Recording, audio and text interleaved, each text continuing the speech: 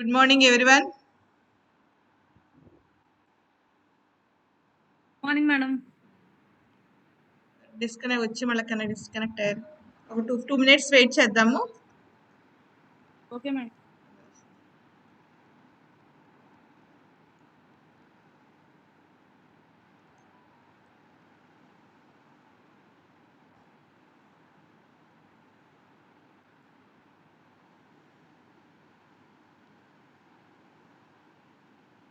Ashwini రాలేదమ్మా.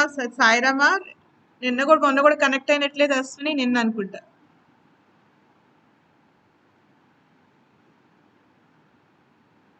Phone చేస్తాను madam.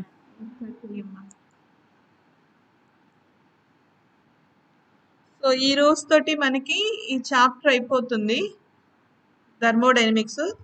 So first chapter kinetic theory of gases మళ్ళీ start చేస్తాను. Actually Maxwell's equations అనుకున్నాను, కొంచెం అది ఈక్వేషన్స్ టైం పడుతుంది. సరే first kinetic theory of gases చేసేస్తే అది కూడా మనకి అయిపోతుంది. సో మండే కల్లా ఈ 2 చాప్టర్స్ నోట్స్ పెట్టేస్తాను, రాసేసుకోండి.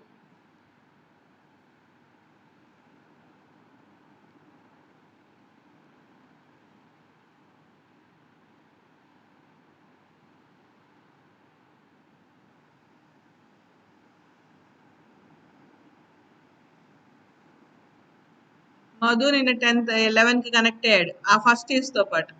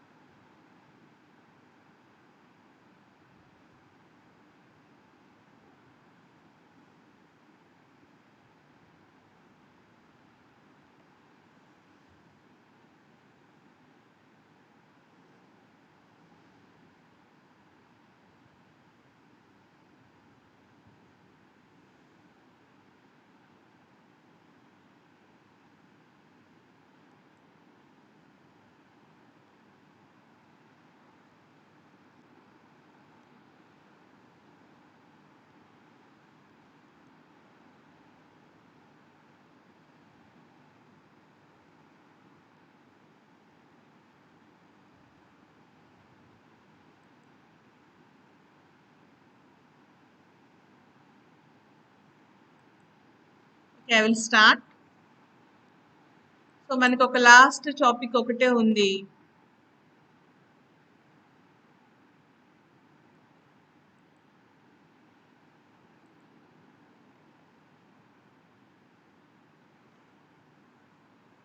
సో అది అయిపోతే మనకి చాప్టర్ అంతా అయిపోయినట్టే.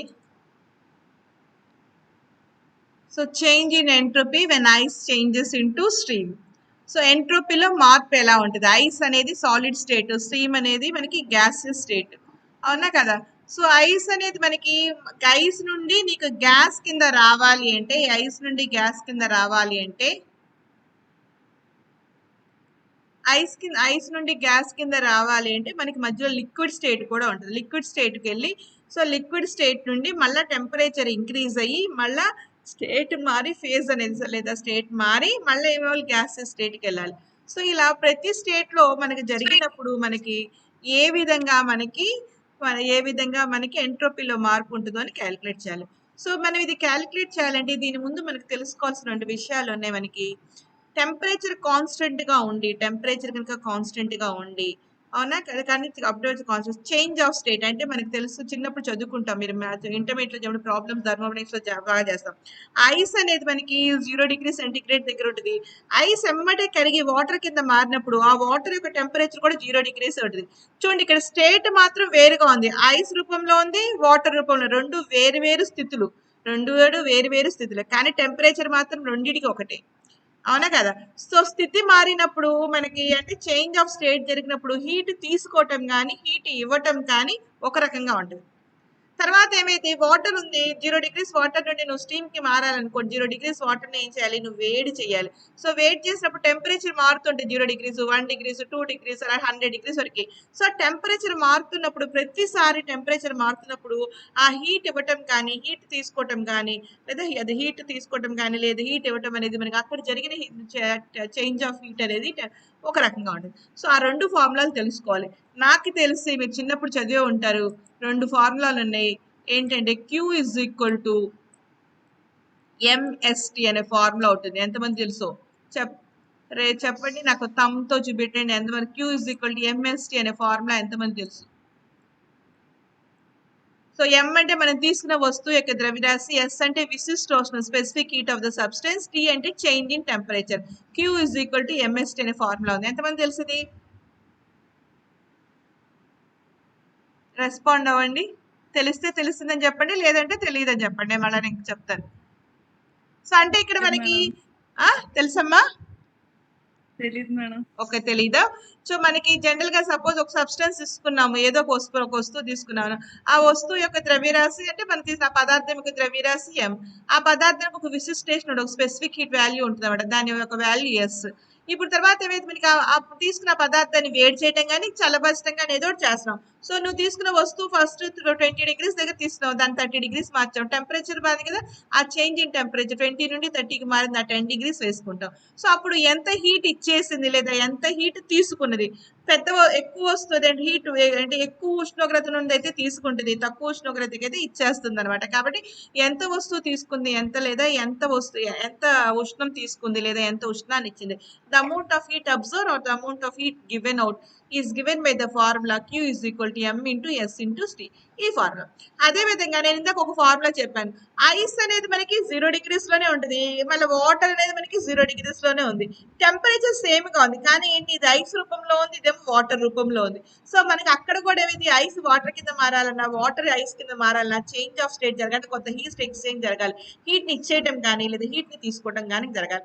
కానీ టెంపరేచర్ ఒకటే ఉంది అనుకోండి, ఇదే ఫార్ములా అప్లై చేస్తాం అనుకోండి, Q is equal to MST అనే ఫార్ములా అప్లై చేస్తే కనుక T అనేది మన టెంపరేచర్ మారదు కాబట్టి 0 కాబట్టి Q అనేది 0 అవుతుంది. కానీ కాబట్టి Q 0 అయింది అనుకో, మరి హీట్ తీసుకోలేదు లేదా హీట్ ఇవ్వలేదు అని అర్థం కదా. అలాంటప్పుడు ఏం చేయాలి, మనకి ఈ ఫార్ములా సూట్ అవుతుంది. అప్పుడు ఇంకో ఫార్ములా ఉంటుంది, మనకి గుర్తుందో లేదో.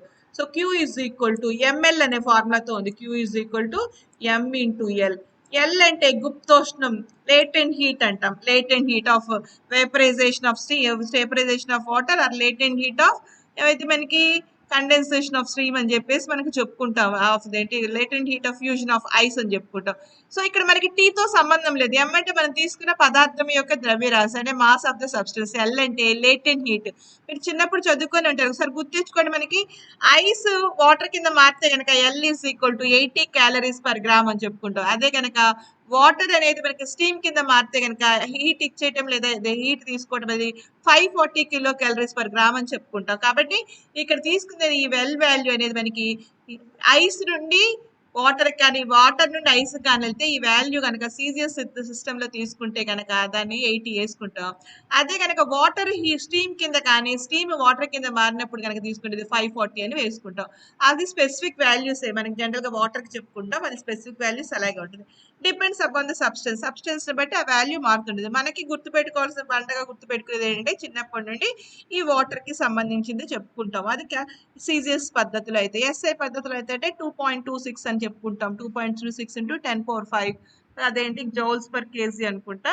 అలాగే ఇదేమైందంటే 3.36 into 3.35 into 10⁵ joules per KG అని ఎస్ఐ సిస్టమ్ లో చెప్పుకుంటాం.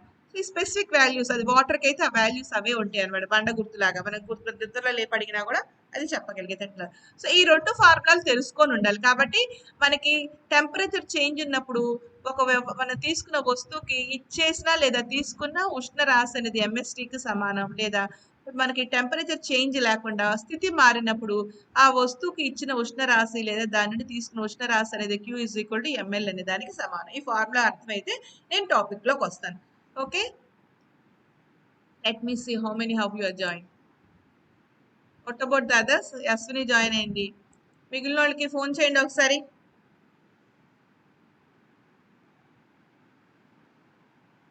నెక్స్ట్ వీక్ నుండి ప్రాక్టికల్స్ కూడా ఇలాగే చెప్తాను. ఇలా మానేస్తే ఇక మీకు అందరికి ఎవరిని అలౌ చేయను ఎగ్జామ్కి.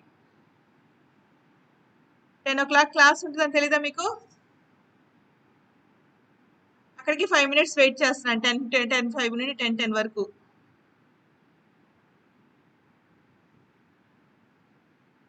అసలు మినిమం రెస్పాన్సిబిలిటీ లేకుండా అయిపోతుంది.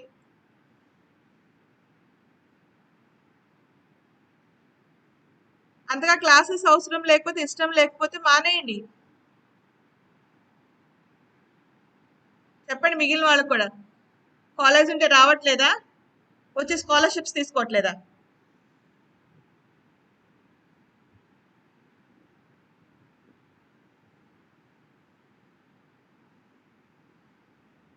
కాబట్టి ఆ యొక్క ఐస్ అనేది మనకి స్టీమ్ కింద మారినప్పుడు 2 చేంజ్ ఆఫ్ స్టేట్స్ జరుగుతుంది. ఒకటి ఏంటంటే సాలిడ్ స్టేట్ నుండి లిక్విడ్ స్టేట్, రెండోది ఏంటంటే లిక్విడ్ స్టేట్ నుండి మనకి గ్యాస్ స్టేట్ జరుగుతుంది. ఈ మధ్యలో ఈ లిక్విడ్ స్టేట్ సాలిడ్ స్టేట్ నుండి లిక్విడ్ నుండి గ్యాస్ కి మారిన మధ్యలో చూడండి, ఒక ఫిగర్ చూస్తే సాలిడ్ స్టేట్ నుండి లిక్విడ్ స్టేట్ కి వెళ్తుంది, మళ్ళీ లిక్విడ్ స్టేట్ నుండి గ్యాస్ స్టేట్ కి వెళ్తుంది. ఈ మధ్యలో ఏమవుతుంది, మనకి సాలిడ్ నుండి గ్యాసెస్ కి వెళ్ళే లోపల ఈ లిక్విడ్ స్టేట్ లో ఉన్నప్పుడు మనకి అక్కడ చేంజ్ ఆఫ్ టెంపరేచర్, ఎందుకంటే లిక్విడ్ అనేది స్టీమ్ కింద మారాలంటే 0 degrees నుండి 100 degrees వరకు వెళ్ళి ఆ తర్వాత కావాలి. కాబట్టి 3 స్టేట్లు జరుగుతున్నాయి. ఒకటి ఏంటంటే సాలిడ్ స్టేట్ నుండి లిక్విడ్ స్టేట్ కి మారుతాం, రెండోది లిక్విడ్ స్టేట్ లో చేంజ్ ఆఫ్ టెంపరేచర్ అవటం, మూడోది ఏంటంటే లిక్విడ్ స్టేట్ నుండి మనకి గ్యాస్ స్టేట్ కి మారుతాం. కాబట్టి మొదటి ఘన స్థితి నుండి ద్రవ స్థితికి, తర్వాత ఏమైతే మనకి ద్రవ స్థితి నుండి వాయు స్థితికి వెళ్ళాలి. కానీ ఈ 2 స్థితుల మధ్య మనం తీసుకున్న ఈ ద్రవ స్థితిలోనే దాని యొక్క ఉష్ణోగ్రతని 0 degrees నుండి 100 degrees వరకు అయిన తర్వాతే అప్పుడు ద్రవ స్థితి నుండి అది వాయు స్థితికి మారుతుంది. కాబట్టి 3 రకాల హీట్ ఎక్స్చేంజ్ జరుగుతుంది. కాబట్టి ఒకటి Q1, రెండోది Q2, మూడోది Q3. అది ఎలా ఉంటుందో చూద్దాం. సో కన్సిడర్ అన్ ఎంట్రోపీ. ఏం చేస్తాను, ఒక ఐస్ తీసుకున్నాను. ఎంత తీసుకున్నాను? m grams ఆఫ్ ఐస్ తీసుకున్నాను. ఎంత తీసుకున్నాను నేను? m grams ఆఫ్ ఐస్ తీసుకున్నాను. ఎక్కడ తీసుకున్నాను? T1 degrees కెల్విన్ వద్ద తీసుకున్నాను. తీసుకొని ఏం చేశాను, అది ఎక్కడికి మారింది? స్టీమ్ కింద మారింది. ఎంత స్టీమ్ కింద మారింది? T2 టెంపరేచర్ స్టీమ్ కింద మారింది. సో ఇప్పుడు మారినప్పుడు మనకి నేను 2 స్థితులు మారుతాయి. ఒకటేంటి, ఐస్ నుండి లిక్విడ్ కి, ఐస్ నుండి వాటర్ కి, రెండోది ఏంటి, వాటర్ నుండి స్టీమ్ కి. కాబట్టి 2 స్టేట్ల దగ్గర నీకు టెంపరేచర్ మారదు. అంటే 0 degrees వాటర్ దగ్గర రూపంలో ఉంటుంది, 0 degrees ఐస్ రూపంలో ఉంటుంది. అలాగే 0 degrees వాటర్, 100 degrees వాటర్ రూపంలో ఉంటుంది, 100 degrees స్టీమ్ రూపంలో ఉంటుంది. కాబట్టి ఈ 2 స్థితుల్లో మనకి టెంపరేచర్ మారదు. కాబట్టి అక్కడ latent heat of vaporisation, latent heat of fusion అనేది జరుగుతుంది. కాబట్టి ఆ లేటెంట్ హీట్ ఆఫ్ వేపరైజేషన్ ఏమో L2 అనుకుంటే, లేటెంట్ హీట్ ఆఫ్ ఫ్యూజన్ ఏమో L1 అయింది. కాబట్టి L1, L2 అనేది latent heats of fusion and latent heat of vaporisation అవుతున్నాయి. అంటే ఏమైతే మనకి గుప్తోష్ణం అనమాట. దేనికి సంబంధించిన గుప్తోష్ణాలు? మనకి ఫ్యూజన్ అంటే ఏమంటే మనకి ద్రవీభవన గుప్తోష్ణం, వేపరైజేషన్ అంటే ఏమైతే మనకి ఆవిరవటానికి. కాబట్టి ఏమంటే మనకి ద్రవీభవన, ఇంకొకటి బాష్పీభవన తెలుగు. కాబట్టి ఒకటి ఇదేమో బాష్పీభవన గుప్తోష్ణం అని చెప్తాము. ఫ్యూజన్ విషయానికి వస్తే ద్రవీభవన గుప్తోష్ణం అంటే. కాబట్టి ఈ రెండింటిని L1, L2 అనుకుందాం. సో మొదట ఏం చేయాలి? జాగ్రత్తగా నేను మొదట పాయింట్ చెప్పాను. ఏం చెప్పాను? మనకి మొదట ఏమవ్వాలి? ఐస్ అనేది వాటర్ కింద మారాలి, టెంపరేచర్ మారదు. కాబట్టి అప్పుడు Q1 = m × L1 అనేది. కాబట్టి first m grams of ice at T1 degrees changes into water at T. కాబట్టి ఇక్కడ 0 degrees ఉన్న 0 degrees వాటర్ కింద మారదు. There is no change in the temperature మారదు. కాబట్టి the change in entropy is given by. So entropy విషయానికి వస్తే ఈ వాల్యూ తీస్తే Q = m × L1 అది. Q = m × L1. కాబట్టి మనకి S అంటే ఏంటి? dQ/T. కాబట్టి మనకి డెల్టా S1 = Q/Q1. dQ అంటే m × L1/T1. ఏమన్నా డౌట్ ఉందా? ఎవరికైనా డౌట్ ఉందా?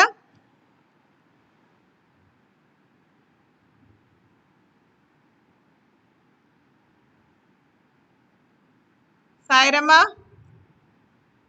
No madam. త్రివేణి, డౌట్ లేదు మేడం. అర్థమైందమ్మా? అర్థమైంది. ఓకే.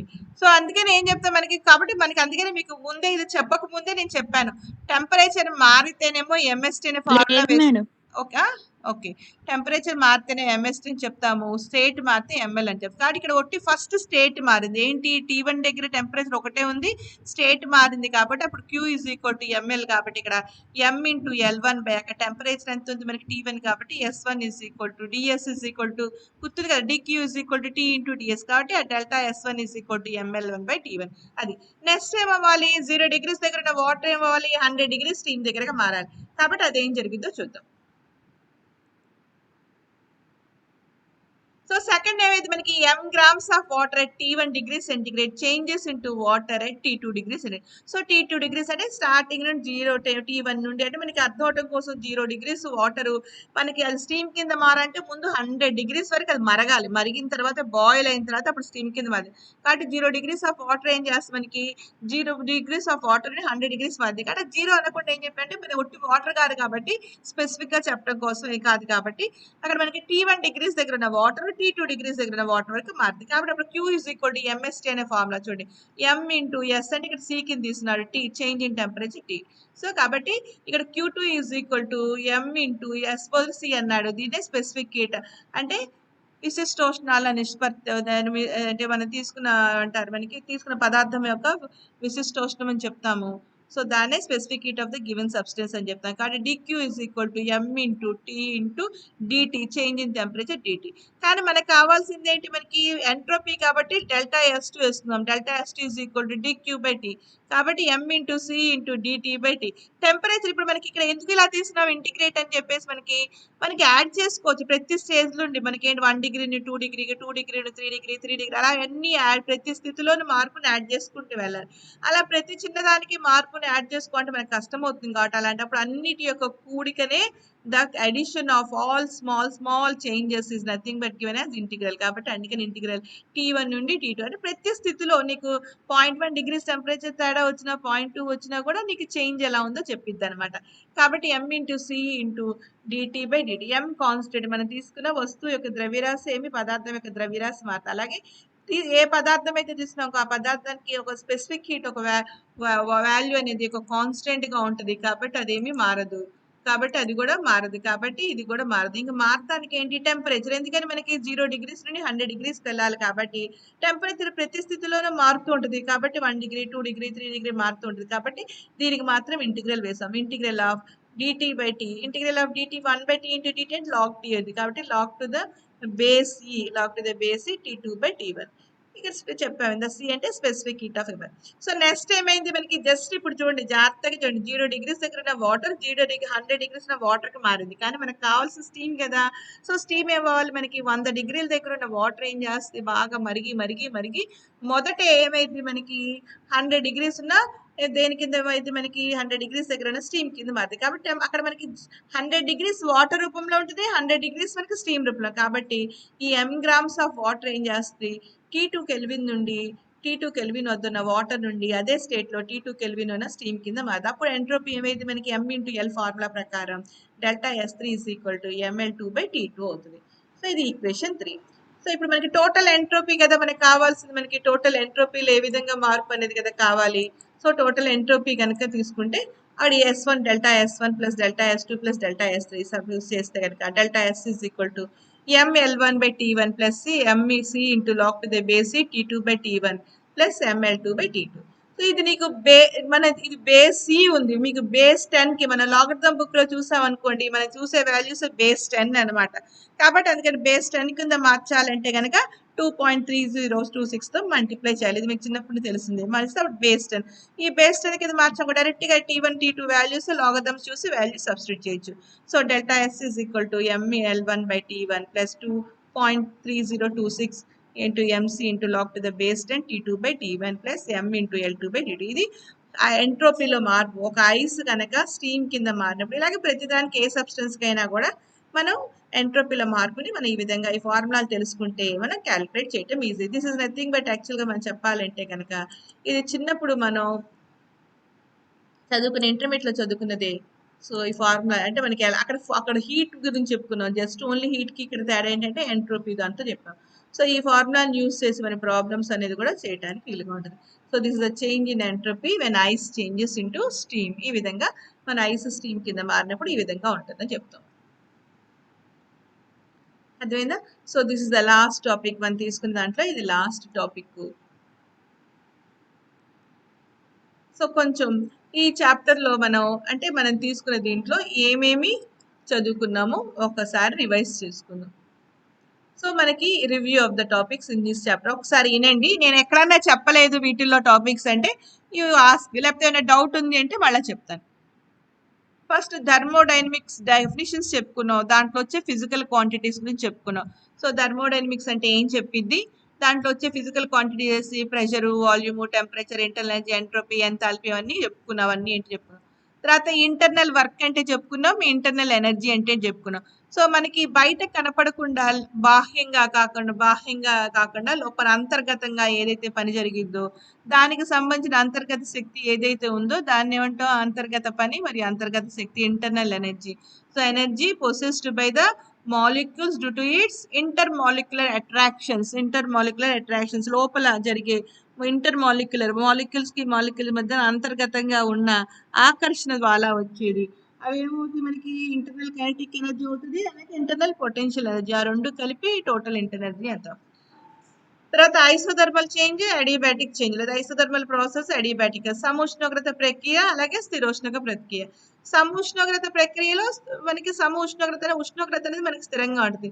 ఫస్ట్ ఏం చెప్పుకున్నాం, స్థిరోష్ణక ప్రక్రియలో ఉష్ణరాశి అనేది స్థిరంగా ఉంటుంది వ్యవస్థకి పరిసరాలకి, అంటే there is no exchange of heat takes place with the system and surrounding. కానీ తర్వాత ఎప్పుడైతే ఎంట్రోపీ వచ్చిందో అప్పుడు ఏం చెప్తా, ఈవెన్ టెంపరేచర్ మారితే హీట్ కూడా మారుతుంది, హీట్లో కూడా మార్పు వస్తాయి, కానీ ఏది కాన్స్టెంట్గా ఉంటుందని చెప్పుకున్నాం మనం, ఎంట్రోపీ కాన్స్టెంట్గా ఉంటుందని తర్వాత ప్రూవ్ చేసాం. కాబట్టి ఐసోథర్మల్ ప్రాసెస్ అలాగే అడియాబాటిక్ ప్రాసెస్ ఇవన్నీ కూడా మనకు తెలిసినవే.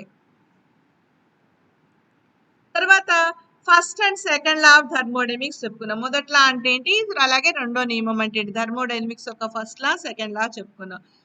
ఫస్ట్ సెకండ్ లా దేనికి దారి తీసింది, మనకి రివర్సిబుల్ అండ్ ఇర్రివర్సిబుల్ ప్రాసెస్ గురించి చెప్పింది. కాబట్టి ఇర్రివర్సిబుల్ అంటే ఏంటి, ఇర్రివర్సిబుల్ అంటే ఏంటి, ఇవన్నీ మనకి సెకండ్ లా నుండి తెలిసాయన్నమాట. సో మెయిన్గా ఎందుకని మనకి రివర్సిబుల్ ఇర్రివర్సిబుల్ ఎందుకు కావాలి, ఈ క్యార్నాట్ హీట్ ఇంజన్ తీసుకుంటే ఆ క్యార్నాట్ హీట్ ఇంజన్ ఎలా పనిచేస్తుందని కావాలి. ఇర్రివర్సిబుల్ ప్రాసెస్ ఎందుకు కావాలి, క్యార్నాట్స్ థియరం యొక్క ప్రూఫ్ తెలియజేయడానికి మనకి ఇర్రివర్సిబుల్ ప్రాసెస్ గురించి కూడా తెలియాలి. అప్పుడే మనకి రివర్సిబుల్ కి ఇర్రివర్సిబుల్ ప్రాసెస్ డిఫరెన్స్ తెలిస్తేనే ఒక హీట్ ఇంజన్ యొక్క ఎఫిషియన్సీ ఎలా ఉంటుందో మనం చెప్పుకోగలం. సో క్యార్నాట్ హీట్ ఇంజన్ చెప్పుకున్నాం, దాని యొక్క ఎఫిషియన్సీ చెప్పుకున్నాం. ఏం చెప్పుకున్నాం, మెయిన్ గా అంత ఫార్ములా ఇక్కడ నుండి మొత్తం అంత ఫార్ములా ఈ బేస్ మీద చెంది ఈటా ఈజ్ ఈక్వల్ టు ఏం చెప్పుకుంటాం, 1 - Q2/Q1. అవునా కదా, ఈ ఫార్ములా బేస్ చేసుకొని మనం దాని తర్వాత అన్ని దాని మీద ఆధారపడి 1 - Q2/Q1 అని కానీ, or that is also equal to 1 - T2/T1. So ఈ ఫార్ములా బేస్ చేసుకొని మనం నెక్స్ట్ టాపిక్స్ అన్ని ఎఫిషియన్సీ అనేది ఎలా ఉంటుందని దీని మీద బేస్ చేసుకొని చెప్పుకున్నాం. కాబట్టి దీని ప్రకారం అయితే క్యార్నాట్ హీట్ ఇంజన్ అంటే క్యార్నాట్స్ థీరం చెప్పుకుందాం. క్యార్నాట్స్ థీరం ఏం చెప్పింది మనకి, ఏం చెప్తుంది, మనకి రెండు అర్థాలు చెప్తుంది. ఒకటి ఎఫిషియన్సీ ఆఫ్ ఏ, మనం తీసుకున్న హీట్ ఇంజన్ యొక్క ఎఫిషియన్సీ ఆఫ్ ఏ, ఒక నిమిషం, ఇర్రివర్సిబుల్ హీట్ ఇంజన్ యొక్క ఎఫిషియన్సీ అనేది రివర్సిబుల్ హీట్ ఇంజిన్ యొక్క ఎఫిషియన్సీ అనేది ఇర్రివర్సిబుల్ హీట్ ఇంజిన్ యొక్క ఎఫిషియన్సీ కన్నా ఎక్కువ ఉంటుందని చెప్పుకుంటాం. మళ్ళీ రెండోది ఏం చెప్పుకుంటాం, అన్ని రివర్సిబుల్ హీట్ ఇంజిన్స్ ఎలాంటి హీట్ ఇంజిన్స్ తీసుకున్నా అవి కనుక ఒకే టెంపరేచర్ లిమిట్స్లో ఉంటే కనుక, ఒకే ఉష్ణోగ్రత పరిధిలో ఉంటే కనుక, అవధుల మధ్యలో ఉంటే కనుక వాటి యొక్క ఎఫిషియన్సీ ఒకటే ఉంటుందని ప్రూవ్ చేస్తాం.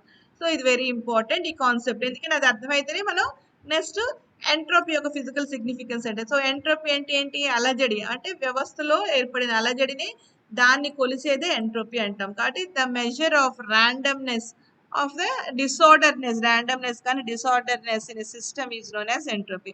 దీని యొక్క ఫిజికల్ సిగ్నిఫికెన్స్, దీని యొక్క భౌతిక విశ్లేషణ ఏం చెప్తాం, లేదా భౌతిక ప్రాముఖ్యతను ఏం చెప్పుకుంటామంటే, ఎంట్రోపీ అనేది మనకి తీసుకున్న ఎంట్రోపీ అనేది మనకి ఏమైంది, మనకి ఖచ్చితమైన విలువను మనం కొలవలేము. ఓన్లీ థింగ్ మనం కొలగలిగేది దాంట్లో మార్పుని కొలగలుగుతాం అని చెప్తాం. ఎందుకంటే మనకి అలజడి చెలరేగిందంటే ఒక స్థితిలో నుండి ఇంకో స్థితికి మారినప్పుడే చెప్తాం. అదే వాల్యూ దగ్గర ఉందనుకో మనకి అది అలజడి చెలరేగిందా లేదా మనం చెప్పలేము. అందుకని ఎగ్జాక్ట్ వాల్యూ చెప్పలేము. ఇలా ఉండాల్సింది ఇలా ఉంది అంటే చెప్తాం. దీనికి ఎగ్జాంపుల్ కూడా చెప్పాము. ఒకళ్ళకన్నా ఒకళ్ళ హైట్ అని ఎలా చెప్తాం? ఇద్దరిని పోల్చినప్పుడే చెప్తాం. ఎవరు లేరనుకో ఒకటే పర్సన్ చూసి అతను హైట్గా ఉన్నాడా పొట్టిగా ఉన్నాడా ఏం చెప్తామని చెప్పలేం కదా మనకి. అక్కడ పరిస్థితులను బట్టి ఉన్నదాన్ని బట్టి అతను హైటో పొట్టో చెప్తాం.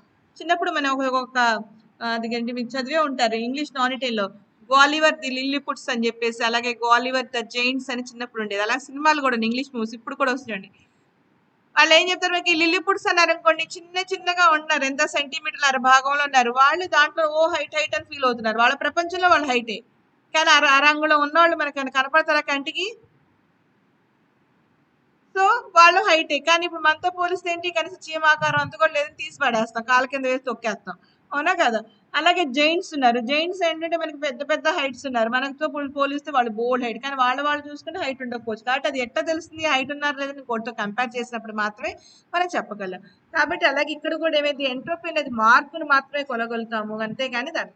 ఇంకొకటి ఏంటంటే ఈ ఎంట్రోపీ విలువ అనేది పెరుగుతూ ఉంటుంది ఎప్పుడు కూడా విశ్వంలో. ఇర్రివర్సిబుల్ ప్రాసెస్ పెరుగుతూ ఉందంటే అర్థం ఏంటంటే అన్ని ఆర్డర్ స్టేట్ లో ఉన్నవన్నీ డిసార్డర్ స్టేట్ కి వెళ్ళిపోతున్నాయి. సో ఆర్డర్ స్టేట్ లో ఉన్నప్పుడు ఏమైతే మనకి అన్ని అవైలబుల్ గా ఖచ్చితంగా ఎలా ఉంది పద్ధతిగా తెలుస్తుంది. డిసార్డర్ స్టేట్ కి వెళ్ళినప్పుడు అన్ని అవైలబిలిటీ అనేది ఉండదు అనమాట, మనకి ఎలా ఉందో తెలియదు. కాబట్టి ఆర్డర్ స్టేట్ నుండి డిసార్డర్ స్టేట్ కి మారేదాన్ని ఏమంటాం మనకి ఎంట్రోపీ ఇంక్రీజ్ అయింది, దానికి ఒక రుజువు అనమాట. కాబట్టి entropy in the reversible and irreversible process లో ఎంట్రోపీ ఏంటి, జీరో అవుతుంది, కానీ ఇర్రివర్సిబుల్ ప్రాసెస్ లో ఎంట్రోపీ ఏమైంది, ఇంక్రీజ్ అవుతుంది. ఎంట్రోపీ ఆఫ్ ద యూనివర్స్, ఎందుకంటే మనకి యూనివర్స్ లో జరిగే ప్రతి ప్రక్రియ ఇర్రివర్సిబుల్ ప్రాసెస్ కాబట్టి ఎంట్రోపీ యూనివర్స్ యొక్క ఎంట్రోపీ అనేది పెరుగుతూ ఉంటుంది. దీని యొక్క యూజెస్ ఏంటి, దీని యొక్క యూజెస్ మెటీరియాలజీలో యూజ్ చేస్తాము. టీఎస్ డయాగ్రామ్ ఉపయోగించి వర్క్ డన్ క్యాలిక్యులేట్ చేయొచ్చు, ఎఫిషియన్సీ క్యాలిక్యులేట్ చేయొచ్చు, మనం తీసుకున్న హీట్ ఇంజిన్ యొక్క అదేంటి ఎఫిషియన్సీ ఎంత ఉందో క్యాలిక్యులేట్ చేయడం ఉంది. ఇప్పుడు లాస్ట్ టాపిక్ ఈరోజు మనం చదివింది change in entropy and ice changes into steam. ఇవి దీంట్లో చదువుకున్న మన టాపిక్స్. సో ఏవైనా మనం మిస్ అయ్యామా, చెప్పలేదా, లేకపోతే అర్థం కాలేదా, ఒకసారి నాకు రెస్పాన్స్ ఇవ్వండి. ఇది అయిపోతే నెక్స్ట్ చాప్టర్ ఇంట్రడక్షన్ ఇస్తాను.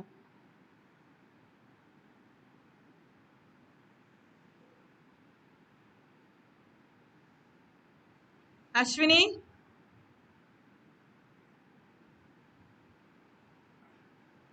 జానకిరామ్, ఓకే. నిన్న ఇప్పుడు నాకు అది కాదు కావాల్సింది. ఏమన్నా డౌట్స్ ఉన్నాయా, మళ్ళీ రిపీట్ చేయాలా, అన్ని టాపిక్స్ కవర్ చేసుకున్నామా? మేడం చెప్పరా త్రివేణి. మేడం అదే internal work and internal energy topic మళ్ళీ ఒకసారి చెప్పండి మేడం. ఇంటర్నల్ వర్క్ అంటే మనకి అంతర్గతంగా జరిగేది, బాహ్యంగా జరగండి. అంటే ఫర్ ఎగ్జాంపుల్ నేను మీకు అర్థమవుతుంది చెప్తున్నాను.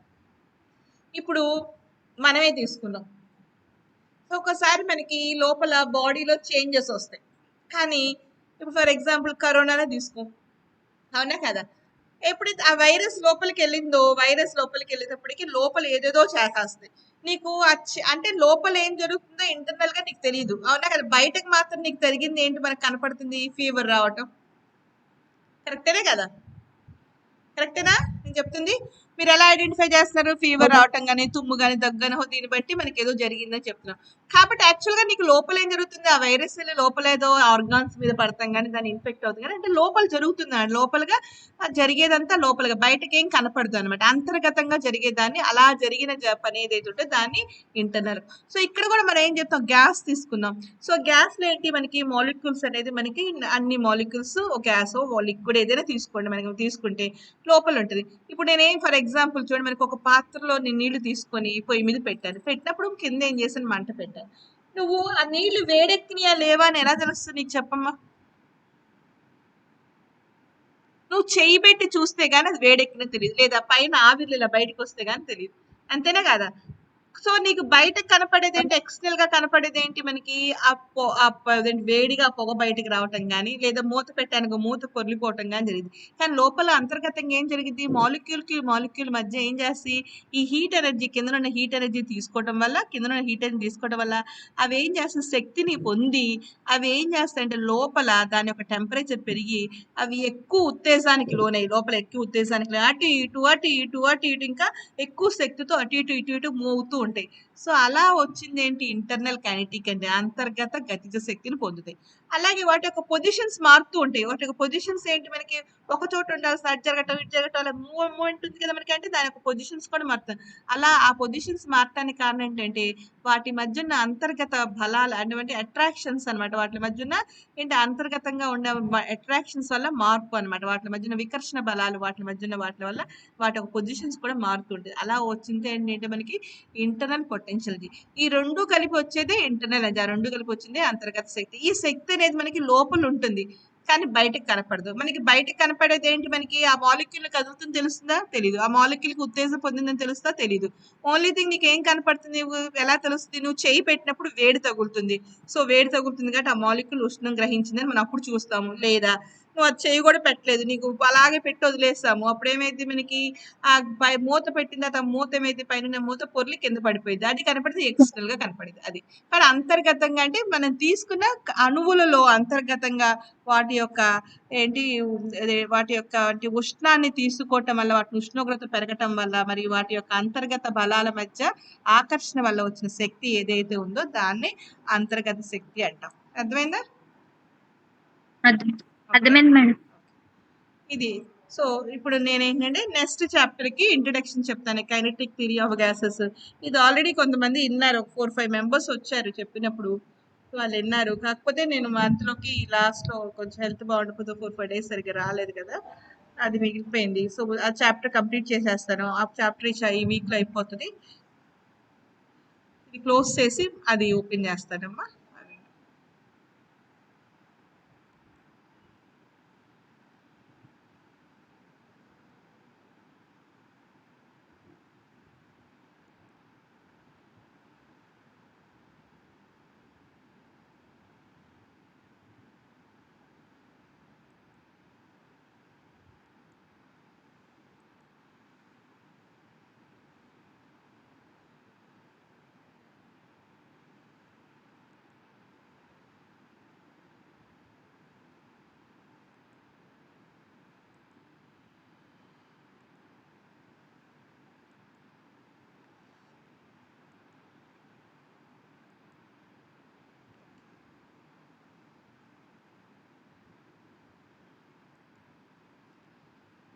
సో ఇది కైనెటిక్ థియరీ ఆఫ్ గ్యాసెస్, వాయువులో యొక్క అణుచలన సిద్ధాంతం అంట. వాయువుల యొక్క అణుచలన సిద్ధాంతం.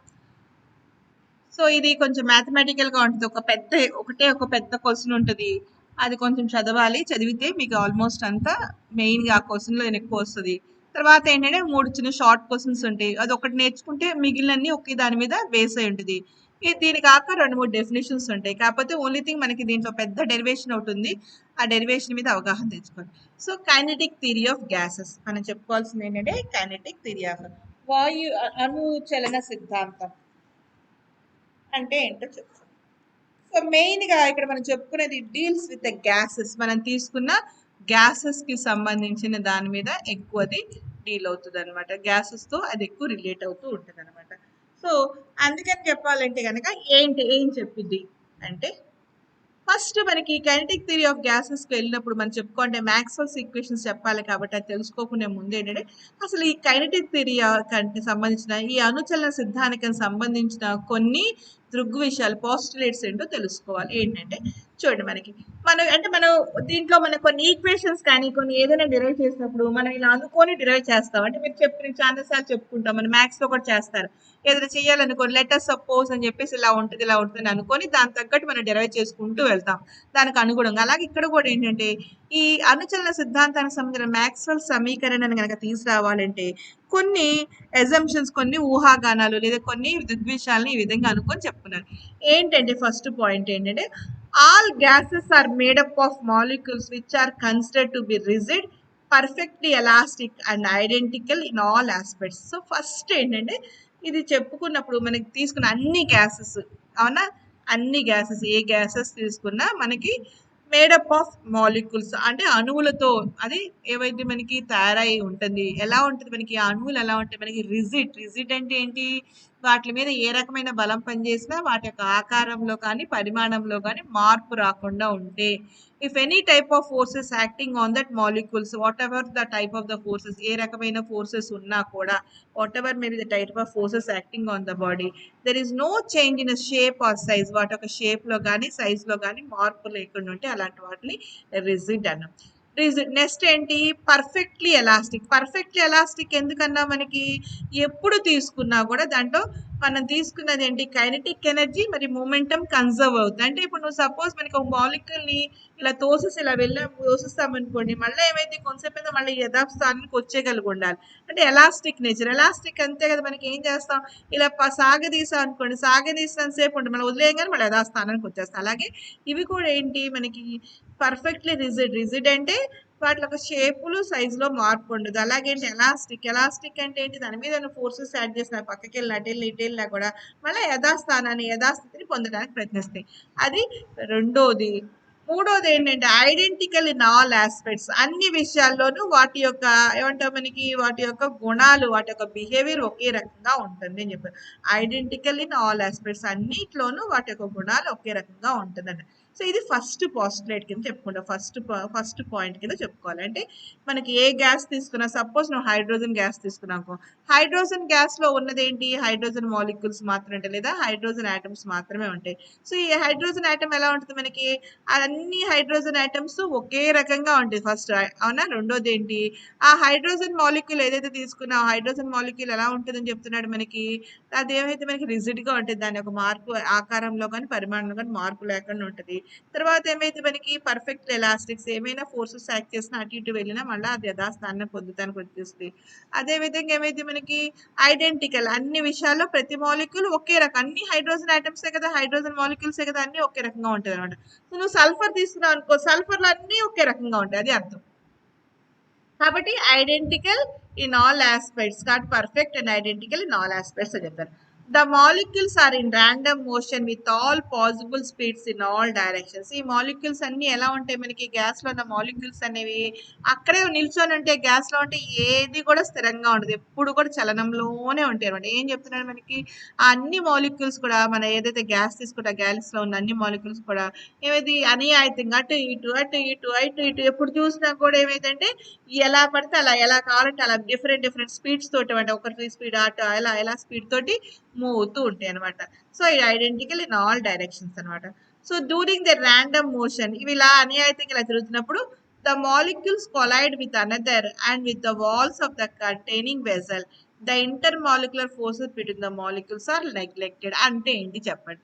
ఇప్పుడు ఇవి ఏం చేస్తాం మనకి ఒక వెజల్లో తీసుకుంటున్నాం అలా తీసుకొని దీంట్లో ఇక్కడ ఒక మాలిక్యూల్ ఇక్కడ ఒక మాలిక్యూల్ ఇక్కడ ఒక మాలిక్యూల్ ఇక్కడ ఒక మాలిక్యూల్ ఉంటాయి. ఇవి ఏం చేస్తాయి మనకి అన్ని డైరెక్షన్స్ లో అటు ఇటు ఇలా మూవ్ అవుతున్నప్పుడు ఏమైంది ఏదో ఒక టైంలో ఏమైంది మనకి ఆ మాలిక్యూల్స్ అనేది మనకి ఏమైంది మనకి ఒకదాని ఒకటి బొంబార్డ్ అవుతాయి కాబట్టి ఇది వచ్చి దీన్ని తగలుతుంది దీన్ని వచ్చి తగలుతుంది దీన్ని తగలుతుంది ఇలా తగలుతుంది కాబట్టి ఏమైతే ఒకదానితో కొలైడ్ అవుతూ ఉంటుంది. ఈ కొలైడ్ అవుతున్నప్పుడు ఒకసారి ఏమైతే దీని దగ్గర కొలైడ్ గోడల దగ్గరకు వచ్చి ఇలా వచ్చి ఇలా కొలైడ్ అవుతూ ఉంటుంది. కానీ ఏం చెప్తున్నాడు మనకి అన్ని డిఫరెంట్ స్పీడ్స్ తోటి అన్ని డైరెక్షన్స్ లో వెళ్తున్నా ఒక మాలిక్యూల్ తోటి ఒక మాలిక్యూల్ ఇవి ఇలా అయితే మనకి అభిఘాతం చెందిన ఒక్కోసారి గోడల దగ్గర అభిఘాతం చెందిన ఇక్కడ మనం నేర్చుకోవాల్సిందంటే the intermolecular forces between the molecules are neglected. అంటే ఈ మధ్య వాటి మీద అంటే ఇప్పుడు తీసుకుంటే వీటి ఒకదాని ఒకటి బొంబాయిడ్ అయింది కదా అని చెప్పేసి దీని ఎనర్జీ దానికి వెళ్ళి దాని ఎనర్జీ అలాంటివన్నీ మనం నెగ్లెక్ట్ చేస్తామన్నట. సో ఏమైందంటే నెగ్లిజిబుల్ అంటది బొంబాయిడ్ అయితే మళ్ళీ యథాస్థానానికి వస్తుంది బొంబాయిడ్ అయితే అలా ఎందుకంటే ఎలాస్టిక్ అన్నాం కాబట్టి వాటి మధ్య ఉన్న అంతర్గతంగా ఉన్న బలాలని ఏమంటే అంతర్గత బలాలని మనం దీంట్లో ఏం చేస్తాం ఉపేక్షించుతాం అనమాట. వీ డి నాట్ కన్సిడర్ అనమాట. అయ్యో దీన్ని గుద్దేసింది కదా దీనికి ఎనర్జీ తగ్గిపోయిందేమో దీనికి ఎనర్జీ ఎక్కువైందేమో దీనికి తగ్గిందేమో గోడకి కొట్టింది కాబట్టి ఆగిపోయిందేమో అలాంటివన్నీ మనం ఏం చేస్తాం మనం అలాంటివన్నీ మనం నెగ్లెక్ట్ చేస్తాం అనమాట. దాంతో మనకి సంబంధం లేదనమాట. So all these are neglected అనేది థర్డ్ పాయింట్.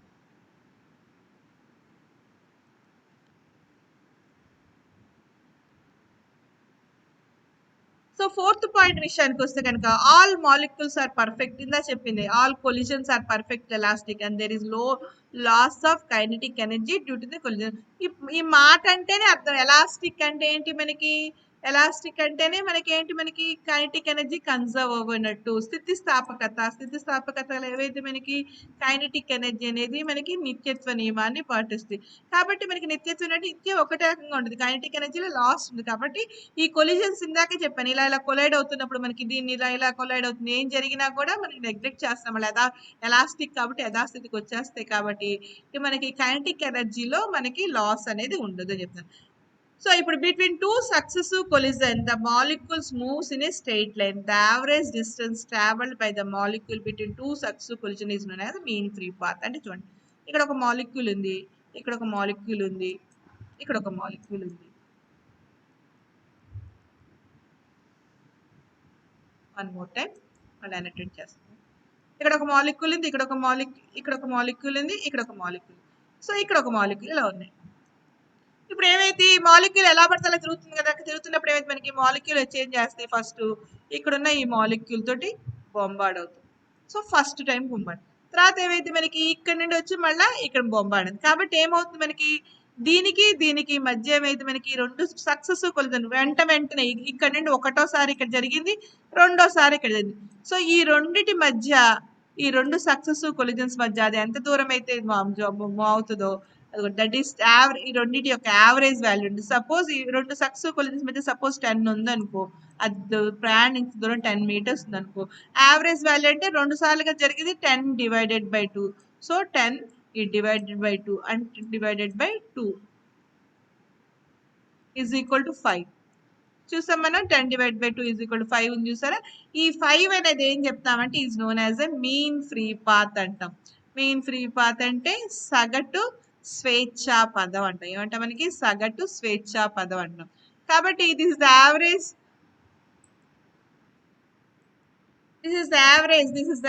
వాల్యూ. అంటే మీకు రెండు సక్సెస్ అంటే వెంటగా అభిఘాతాల మధ్య ప్రయాణించిన దూరం యొక్క ఆ సగటు విలువని ఏమంటాం మనకి యావరేజ్ సగటు స్వేచ్ఛా పదం. That is represented by the letter lambda అనే లెటర్ తో చూపిస్తాం. దేని చూపిస్తాం మనం?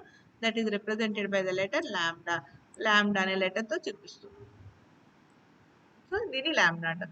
చూడండి, so all collisions are perfect elastics and there is no loss of kinetic energy during collision. కాబట్టి ఇవన్నీ ఎలాస్టిక్కే. కాబట్టి ఎలాస్టిక్ నేచర్ అంటే అవైతే స్థితిస్థాపక ఉన్నాయంటే మనకి కైనెటిక్ ఎనర్జీలో మార్పు ఉండదని అర్థం. చిన్నప్పుడు చదువుకుంది ప్రాపర్టీ అనే. కాబట్టి మనకి కైనెటిక్ ఎనర్జీలో మార్పు ఉండదు కాబట్టి లాస్ ఉండదు. రెండు సక్సెసివ్ కొలిజన్స్ మధ్య రెండు ఏవైతే మనకి వెంటనే జరిగే అభిఘాతాల మధ్య ఇది ఇలా జరిగింది మూవ్ అవుతున్నప్పుడు ఈ రెండు అభిఘాతాల మధ్య ప్రయాణించిన యావరేజ్ డిస్టెన్స్ 2 కదా, కాబట్టి డివైడ్ బై 2 3 చేసాం డివైడ్ బై 3 అంటాం. కాబట్టి ఎంతైతే అది ప్రయాణిస్తో ఆ దూరం ఏమంటాం మనకి అంటే సగటు స్వేచ్ఛ. It is known as average mean free path అంటాం ఆర్ మీన్ ఫ్రీ పాత్ అని చెప్తాం.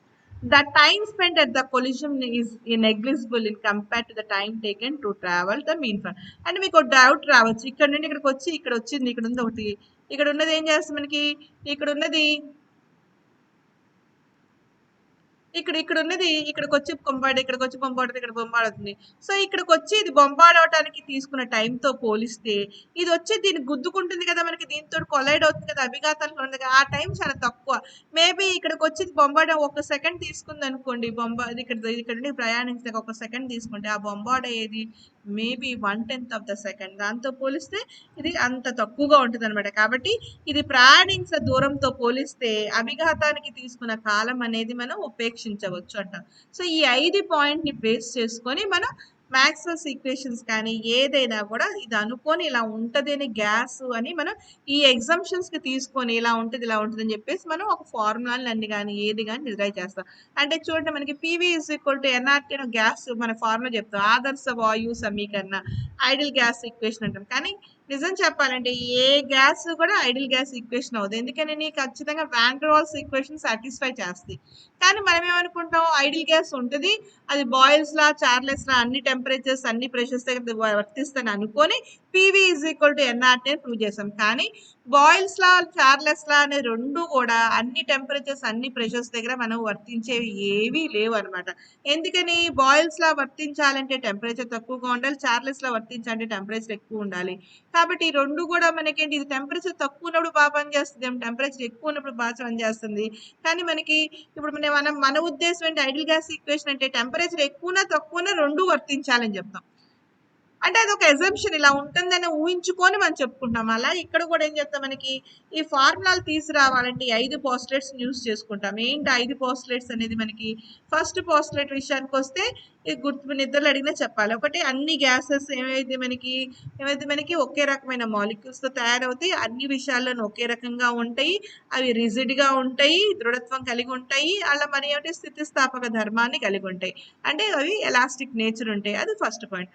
రెండో పాయింట్ ఏంటి మాలిక్యూల్స్ ఉన్న మాలిక్యూల్స్ గ్యాస్ లో కానీ లిక్విడ్ లో కానీ ప్రశాంతంగా ఉంటే ఇప్పుడు గ్యాసెస్ అన్నాం కాబట్టి గ్యాసెస్ ఉండవు, అవి రెస్ట్ లో ఉంటే ఉండవు. ఎప్పుడు ఏం చేస్తే మనకి అటు ఇటు మోషన్ లోనే ఉంటాయి. Sir moving in random motion in all directions, అంటే ఖచ్చితంగా ఇలా వెళ్తాను కానీ ఇలా వెళ్తాను కానీ ఎలా పడితే అలా ర్యాండమ్ మోషన్స్ లో ఉంటాయి. సో ఆ వాటిలో కూడా స్పీడ్ ఏమైంది అన్ని స్పీడ్స్ ఒకే రకంగా ఉండాలని లేదు, ఒకదాని స్పీడ్ ఎక్కువ ఉండొచ్చు, ఇంకో దాని స్పీడ్ తక్కువ ఉండొచ్చు, కాబట్టి డిఫరెంట్ స్పీడ్స్ లో వెళ్తూ ఉంటుంది. Second point. రెండో పాయింట్ అంటే డ్యూరింగ్ ద ర్యాండమ్ మోషన్ అవి ఇలా వెళ్తున్నప్పుడు మనకి మాలిక్యూల్స్ ఏమైతే మనకి అటు ఇటు వెళ్తున్నప్పుడు మీరు ఫాస్ట్ గా రూమ్ లో అటు ఇష్టం వచ్చినట్టు తిరగండి అంటే మీరు ఎవరిని తగలకుండా తిరుగుతారు, లేదు కదా మనకి ఆటోమేటిక్ ఇంకో దాన్ని బొంబాడుతుంది. కాబట్టి అవేమైతే మనకి ఒక్కోసారి ఏమైతే వచ్చి ఇంకో మాలిక్తో బొంబాడ్ అవుతుంది, ఇంకో దానికి ఇలా వాల్స్ ఆఫ్ బాడీ ఇలా అన్ని చేసినా కూడా వాటి మధ్య ఉన్న అంతర్గత బలాలు ఏవైతే ఉంటాయో వాటిని పరిగణనలోకి తీసుకోవాలి. అది బొంబాడ్ అయింది కదా అని చెప్పేసి ఎనర్జీ లాస్ అవటం, లేదా అది వచ్చి దీని మీద పడింది కాబట్టి ఎనర్జీ వస్తుందని అనుకోండి, ఇవన్నీ మనం కన్సిడర్ చేసుకోవాల్సిన అవసరం లేదు, అవి నెగ్లెక్టెడ్ అని చెప్తున్నాడు. ఆ నాలుగో పాయింట్ విషయానికి వస్తే ఈ కొలిజన్స్ అనేది మనకి పర్ఫెక్ట్లీ ఎలాస్టిక్, స్టార్టింగే చెప్పారు మనం తీసిన మాలిక్యూల్స్ అనేసి ఎలాస్టిక్ కాబట్టి కైనెటిక్ ఎనర్జీ మనకి లాస్ ఏమి ఉండదు. కాకపోతే ఏమైతే మనకి ఇప్పుడు 2 సక్సెసివ్ కొలిజన్స్ అనుకో, ఇక్కడ ఉన్న మాలిక్యూల్ ఇక్కడ కొలైడ్ అవుతుంది, మళ్ళీ వచ్చి ఇక్కడికి వచ్చి కలవడ్ అవుతుంది, కాబట్టి 2 సక్సెసివ్ కొలిజన్స్ అంట. ఈ 2 సక్సెసివ్ కొలిజన్స్ మధ్య దూరం ఏదైతే అవుతుందో ఆ దూరం యొక్క యావరేజ్ కనుక తీసుకుంటే దాన్ని ఏమంటాం మనకి మీన్ ఫ్రీ పాత్ అంటాం. కాబట్టి 2 ఏమంటాం మనకి వెంటనే అభిఘాతాల మధ్య ఉన్న ప్రయాణించిన దూరం యొక్క సగటు విలువని ఏమంటాం సగటు స్వేచ్ఛా పదం అంటాం. కాబట్టి అదే యావరేజ్ మీన్ ఫ్రీ పాత్ అని చెప్తాం. Mean free path. So time spent at the collision is small compared with the time taken to travel the mean free path. కాబట్టి మనకి దీని కొలైడ్ అయినప్పుడు అదే ఆ కొలైడ్ అవడానికి ఎంత టైం తీసుకుంటుందో ఆ టైం అనేది మనకి ఇక్కడ నుండి ఇక్కడికి రావడానికి అంటే ఇది మూవ్ అవడానికి తీసుకునే టైం ఎంతైతే ఉంటుందో దాంతో పోలిస్తే చాలా చాలా తక్కువ ఉంటుంది. కాబట్టి ఇది కొలైడ్ అనే టైం అసలు పరిగణలోకి తీసుకోవాల్సిన అవసరం లేదు. ఈ 5 పాయింట్స్ మనం బేస్ చేసుకొని next Maxwell's equations the distribution of speeds అని చెప్పి చెప్తాం. సో దానికి కూడా జస్ట్ ఒక 2 minutes మనకి ఎలా టైం ఉంది కాబట్టి ఇది ఒక చెప్పుకుందాం. ఈ లోపల మనకి అదేంటి నెక్స్ట్ దానికి పెద్ద derivation it takes maybe 1 or 2 hours తీసుకోవచ్చు. డెరివేషన్ మెయిన్ ఈ కాన్సెప్ట్ అంతా డెరివేషన్ మీదే ఉంటుంది. 100% వచ్చే క్వశ్చన్ మీకు ఇది రాకుండా మీకు పేపర్ ఉంటుంది. So Maxwell's law of distribution of molecular speeds, కాబట్టి Maxwell's law of distribution of molecular దానికి కూడా ఎగ్జామ్ సేమ్ ఇందా చెప్పిందే కొంచెం మోడిఫై చేస్తూ కొంచెం చిన్న పాయింట్స్ యాడ్ చేస్తూ మనం 1-2 చెప్పుకుంటున్నాం అనమాట. ఏం చెప్పుకుంటాం చూడండి, మనకి the gas consist of molecules with all possible speeds between 0 and infinity. ఇందా చెప్పాం. ఏం చెప్పాను మనకి గ్యాస్ అనేది మనకి లో ఉన్న మాలిక్యూల్స్ అన్ని అనియాయితంగా ఎట్లా పడితే అలా వెళ్తారు, అన్ని డిఫరెంట్ స్పీడ్స్ లో ఉంటాయి. ఆ స్పీడ్స్ ఏం చెప్తున్నారంటే ఆ మాలిక్యూల్ స్పీడ్ ఖచ్చితంగా ఇంత ఉండాలని లేదు, అంటే 0 నుండి ఇన్ఫినిటీ అంటే మనం మెజర్ చేయలేదని అర్థం కాదు, ఎక్కువగా ఉంటుంది అనమాట. మనకు కావాల్సిన దానికైనా మించిపోయి ఉంటే మనకి ఏమంటారు ఇన్ఫినిటీ అంట. కాబట్టి ఆ స్పీడ్స్ అనేది 0 నుండి అతి తక్కువ విలువ నుండి అతి ఎక్కువ విలువ వరకు ఉండొచ్చు. అది first point. The average density of the gas enclosed in a vessel in equilibrium is the same at all places. The average density of molecule అంటే మాలిక్యూల్స్ జాగ్రత్తగా చూడండి. ఇక్కడ నేను ఒక పాయింట్ చెప్తాను. సో ఇది తీసుకున్న వెజల్ ఇక్కడ మనకి కొన్ని మాలిక్యూల్స్ ఇలా ఉంటాయి, దగ్గరగా ఉంటాయి, ఇక్కడ కొన్ని ఇలా ఉంటాయి, ఇక్కడ ఉంటాయి ఇలా ఉంటాయి.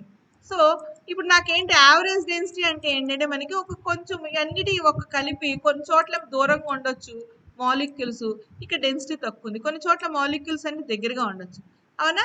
సో ఏం చెప్తాడు మనకి ఇవన్నిటి కలిపి యావరేజ్ వాల్యూస్ మేబీ ఇక్కడ డెన్సిటీ కనెక్ట్ చేసి 10 రావచ్చు, ఇక డెన్సిటీ క్యాలిక్యులేట్ చేస్తే 8 రావచ్చు.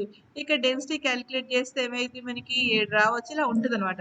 అంటే ఈ కొంచెం ప్లేసెస్‌లో చూస్తే ఆల్మోస్ట్ ఏమైందంటే మీకు అన్నీ కలిపి యావరేజ్ వాల్యూ తీసుకున్నాం అనుకోండి 7కి, 8కి, 9కి చూస్తే మేబీ 9 రావచ్చండి. ఆల్మోస్ట్ సేమ్‌గా ఉంటది అట్ ఆల్ ద ప్లేసెస్. ఈ యావరేజ్ వాల్యూ అనేది ఒక చోట దగ్గరకున్న ఎక్కువున్న ఆల్మోస్ట్ సేమ్‌గా ఉండేటట్టు ఉంటది. అంటే మాలిక్యూల్స్ ఉన్న గ్యాసెస్ అన్నీ కొంచెం దగ్గరగా ఉన్నా, దూరంగా ఉన్నా ఒక పరిధిలో తీసుకున్నప్పుడు ఒక ఆటి యొక్క యావరేజ్ వాల్యూస్ సేమ్‌గా ఉంటదనమాట. Though the speeds of the individual molecules are changing, but a definite number of molecules have speeds between different ranges. So ఒక మాలిక్యూల్ తీసుకుంటే చెప్పుకున్నాం 0 నుండి ఇన్ఫినిటీ ఇక్కడ స్టార్ట్ అయింది, ఇక్కడికి వస్తే స్పీడ్ పెరిగింది. 0 నుండి ఇన్ఫినిటీగా ఉన్నా కూడా ఏమైతే మనకి చేంజ్ అవుతుంది. ఇక్కడ 0 ఉంది, ఇక్కడ 10 వచ్చింది, ఇక్కడ 50 వచ్చింది, ఇక్కడ 100 వచ్చింది, 400 వచ్చింది, 1000 వచ్చింది, ఇలా వచ్చింది. కాబట్టి ఏంటి మనకి ఒక డెఫినెట్ నెంబర్ ఆఫ్ మాలిక్యూల్స్ తీసుకున్నాం. ఇక్కడ ఒక పరిధిలో ఉన్నాయి మాలిక్యూల్స్. ఇవన్నీ యావరేజ్ వాల్యూ తీసుకుంటే ఒకటి యావరేజ్ వాల్యూ ఎలా ఉంటుందో అలాగే ఇక్కడ ఇంకో పరిధిలో ఉన్న ఇక్కడ అన్ని మాలిక్యూల్స్ తీసుకొని వాటర్ స్పీడ్స్ విడివిడిగా ఉన్న దీని యొక్క యావరేజ్ వాల్యూ ఎంతైతే వస్తుందో 1000 వచ్చింది అనుకోండి, వీటి యొక్క యావరేజ్ వాల్యూ కూడా ఒక డెఫినెట్ నెంబర్ ఆఫ్ మాలిక్యూల్స్ ఒక ఇండివిజువల్ గా తీసుకుంటే ఇది 40 ఉండొచ్చు, ఇది 60 ఉండొచ్చు, ఇది 20 ఉండొచ్చు, ఇది 30 ఉండొచ్చు. కాకపోతే ఒక పరిధిలో ఉన్న యావరేజ్ వాల్యూస్ ఉన్న అన్ని మాలిక్యూల్స్ ఒక యావరేజ్ స్పీడ్ ఎంత ఉంటుందో ఇవి కూడా అంతే ఉంటాయి అన్నాం. ఓకే, సో నెక్స్ట్ ఏంటంటే the probability that any molecule selected at random has velocity lying between certain units is purely a function of velocity and the limits enclosed. So ఇది మీకు దీని గురించి నెక్స్ట్ మీకు చెప్తున్నప్పుడు మీకు అర్థం అవుతుంది. అదేంటో మనం నెక్స్ట్ క్లాస్లో చెప్పుకుందాం ఇక్కడ నుండి. సో ఈ 3 పాయింట్స్ మాత్రం ఇంపార్టెంట్, మీకు అర్థమై ఉంటుంది అనుకుంటున్నాం. అన్ని స్పీడ్స్ 0 నుండి ఇన్ఫినిటీగా ఉంటుంది. తర్వాత ఏమైతే యావరేజ్ డెన్సిటీ అనేది మనకి కొంత ఈక్విలిబ్రియం ఆల్మోస్ట్ ఒకే రకంగా ఉంటుంది అన్ని ప్లేసెస్లో. అలాగే ఇప్పుడు మనకి ఇండివిజువల్ స్పీడ్స్ అనేది మనకి అంటే వివిక్తంగా తీసుకుంటే కనుక స్పీడ్స్ అనేది వేరుగా ఉండొచ్చు. కానీ ఏమైంది మనకి డెఫినెట్ నెంబర్ ఆఫ్ మాలిక్యూల్స్ తీసుకుంటే అన్నిటికీ ఒక డెఫినెట్ రేంజెస్ ఉంటాయి అని చెప్పుకున్నాం. So will continue in the next class.